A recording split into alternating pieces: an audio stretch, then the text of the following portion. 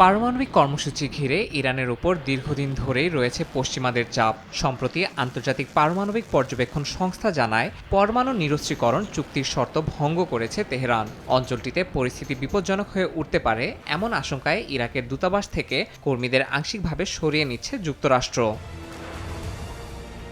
ইসরায়েলের সম্ভাব্য সামরিক পদক্ষেপ নিয়েও উদ্বেগ জানিয়েছে ওয়াশিংটন। মার্কিন গোয়েন্দা তথ্যে বলা হয়, ইরানের পরমাণু স্থাপনায় হামলার প্রস্তুতি নিচ্ছে ইসরায়েল, যদিও এখনো চূড়ান্ত সিদ্ধান্ত নেয়নি দেশটি। এবার খোদ মার্কিন প্রেসিডেন্ট ডোনাল্ড ট্রাম্পের মুখে শোনা গেল এই আশঙ্কার কথা। স্থানীয় সময় বৃহস্পতিবার ট্রাম্প বলেন, ইরানের উপর ইসরায়েলি হামলার সম্ভাবনা রয়েছে, তবে এখনই তা ঘটছে না। এদিকে ইরানও দাবি করে, মিত্র একটি দেশ ইসরায়েলের সম্ভাব্য হামলার বিষয়ে তেহরানকে সতর্ক করেছে।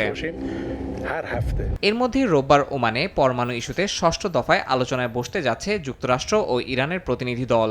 এই বিষয়ে ডোনাল্ড ট্রাম্প জানান, বৈঠকে পরমাণু কর্মসূচি ও আঞ্চলিক নিরাপত্তা পরিস্থিতি নিয়ে তেহরানের সঙ্গে শান্তিপূর্ণ সমাধানকে অগ্রাধিকার দেওয়া হবে। যুক্তরাষ্ট্র কূটনৈতিক সমঝোতায় পৌঁছাতে আগ্রহী হলেও ইরানের কঠোর অবস্থানের কারণে তা সম্ভব হচ্ছে না বলে উল্লেখ করেন ট্রাম্প।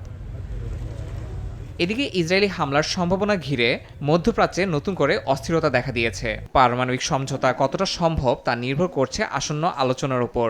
আন্তর্জাতিক মহল বলছে, সহিংসতার আগে শান্তিপূর্ণ সমাধানই হতে পারে একমাত্র উপায়।